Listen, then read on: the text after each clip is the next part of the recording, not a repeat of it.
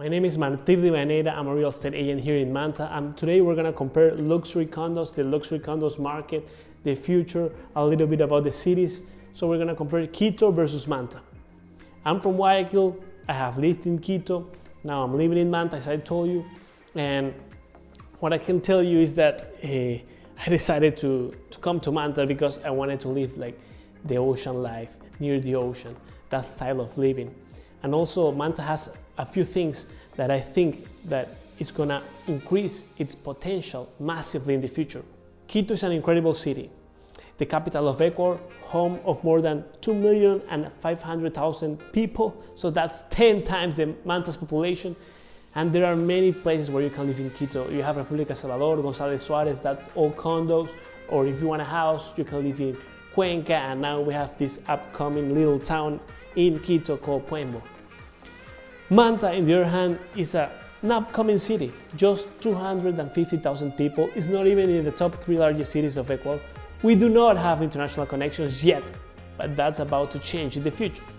So Manta is just a small city, with a small city vibe in front of the ocean, with great things to do. The Wiki, San Lorenzo, San Mateo, great places in a 30 minutes radius.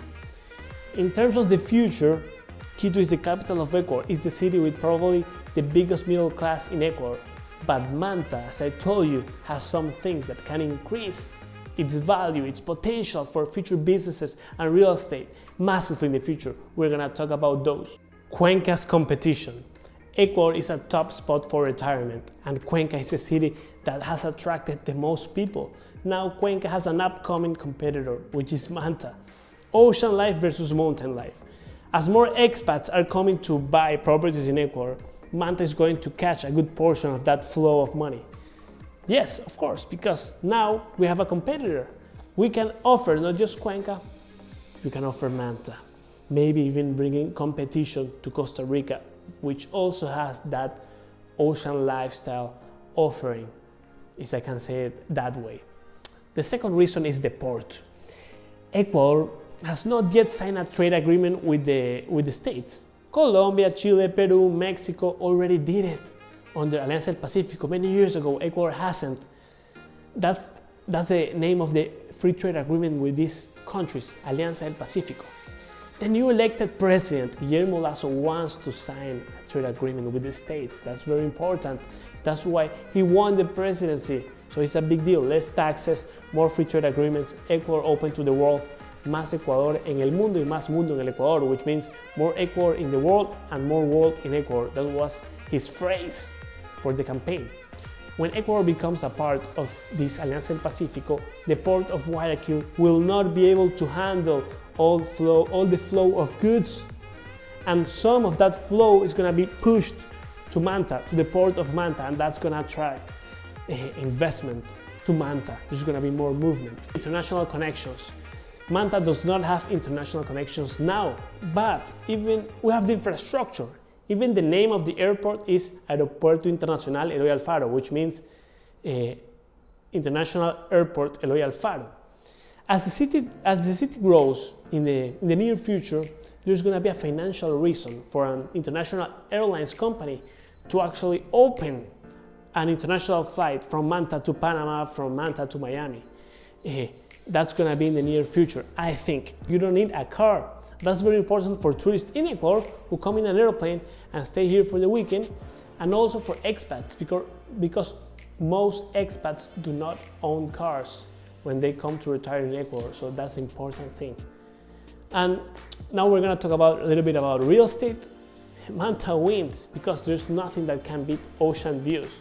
Also, real estate is cheaper than in Quito because it's a small city.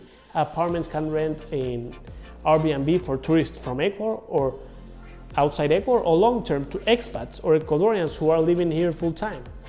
That's the difference between other coastal cities. Here in Manta, we are not just a tourist destination, we are actually a city with working professionals that can afford a luxury apartment. And cost of living. Manta wins again because going for a haircut or a meal in a nice place is way cheaper.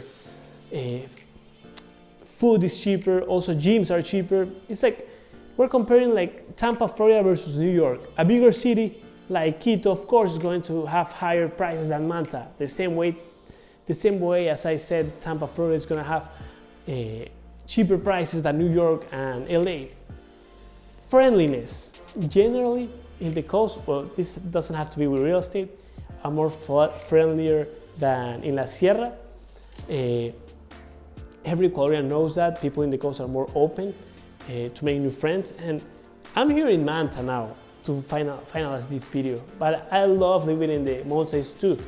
Right now, at this moment in my life, I want to have like the ocean lifestyle, but maybe at some point in the future, who knows, I will go back to Quito or go back to another city. It depends on businesses, it depends on many things, but that's how I see the future in each region between Quito and Manta. And I think that Manta has a lot of potential as an expat destination and businesses that are related to helping those expats. My business is real estate. If you want to know more about real estate in Ecuador, please follow me. See you until next video.